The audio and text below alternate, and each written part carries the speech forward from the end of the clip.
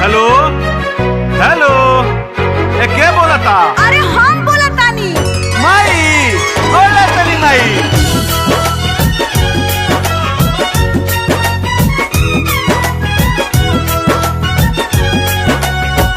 अरे तो बोल ना, बोलत कहीं नहीं की माई। हेलो रे माई,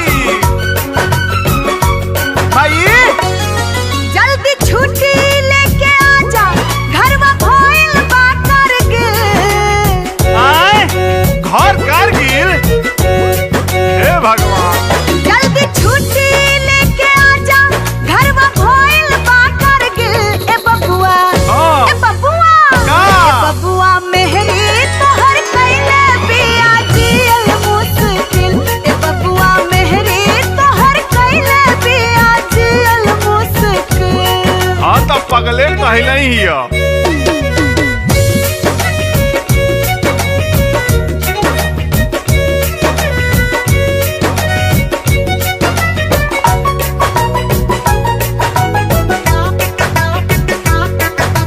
तू तो बोला तारा उहाँ इनकलाब बोली, मेहर तोहर मारे दिल में बत्ती से गोली। हाँ तो ओकरा के हम जाना तानी। तू तो ट्रेनिंग ले ले बाड़ा फौज में सिपाही के, ई तो ट्रेनिंग ले ले बिया झगड़ा लड़ाई के। अरे जाए दे मायू, पागल ही है। हम पागल हई? अरे तो तू ना माई पागल ही है। सीमा पे लड़ेला तू आजादी के लड़ाई, हमरो आजादी छीन ले बाड़ी तोहर माई। हाँ। हरदम रहेली और हम ले कहल पर, कर फूल लगौले बाड़ी हंसलो बोलल पर।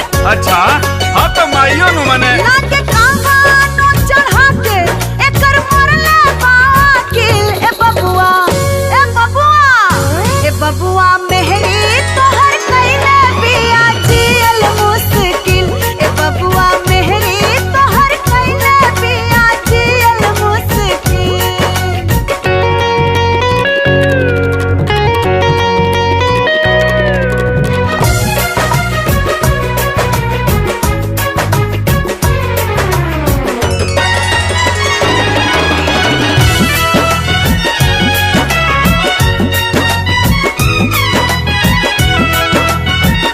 तहिए से एकर बम्मी जांच झंझनाइल, भेजल मनी ऑर्डर तोहर हमरा नावे आइल। तो का चाहत की ओकरा भेजी? अरे रुपया जे भेजबा ना एकरा तू नाम से, एक लोटा पानी पिए दीही ना आराम से। अब का कहीं माई मने हम खाते नहीं खे।